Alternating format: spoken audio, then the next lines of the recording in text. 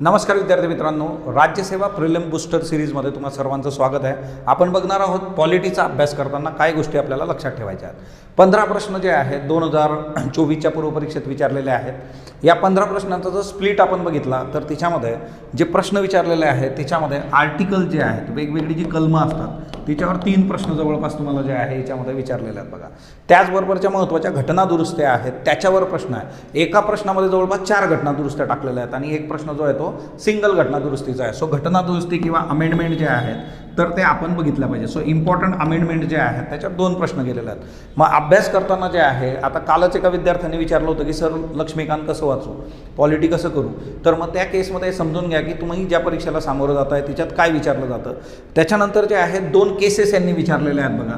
Cases जे आहेत खटले जे असतात बघा, तर केशवानंदा भारती खटला आणि बोमई खटला असे 2 खटले यांनी विचारलेले आहेत। सो या खटल्यांची एक सिरीज आपल्या चॅनलवर आहे ती नक्की बघा, तिच्यातून गोष्टी वर्क होतील। त्याच्यानंतर नॉन कॉन्स्टिट्युशनल बॉडीज जे आहेत त्याच्यावर प्रश्न जे आहेत 2, त्यातल्या त्यात 2 प्रश्न मुख्य माहिती आयुक्त आणि जे आहे आपलं जे आहे इन्फॉर्मेशन कमिशन त्याच्या संबंधीचे 2 प्रश्न आहेत बघा। So constitutional bodies non constitutional bodies याच्यावर पण तुम्ही जे आहे भर दिला पाहिजे। ह्या गोष्टी खूप प्रॉपरली तुम्हाला माहीत असणं अपेक्षित आहे बघा।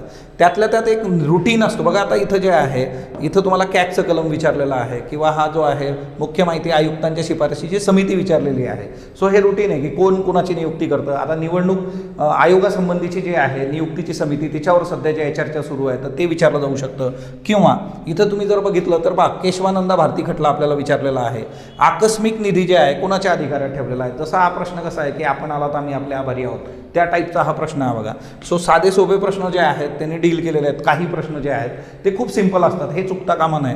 मेकिंग ऑफ कॉन्स्टिट्यूशन जे आहे तर मेकिंग ऑफ कॉन्स्टिट्यूशन हा पण याच्यातला महत्त्वाचा आस्पेक्ट आहे की त्याच्यावर रुटीन प्रश्न असतात, तो प्रश्न तुम्हाला इथे दिसतो। बोमई खटला तुम्हाला याच्यामध्ये दिसतो बघा।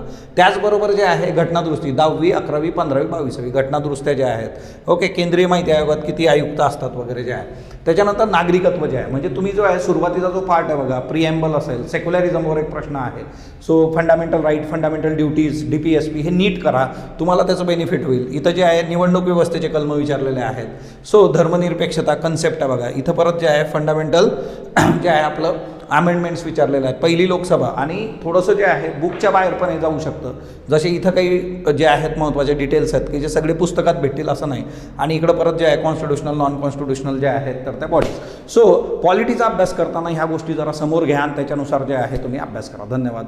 आणि यामध्ये एक महत्त्वाची गोष्ट आहे की टेस्ट सिरीजसाठी कोड तुम्हाला दिलेला आहे बघा, prelims 50% off on test series जे आहे ओके। सो आता जी टेस्ट सिरीज आहे तिला तुम्ही वापरू शकता।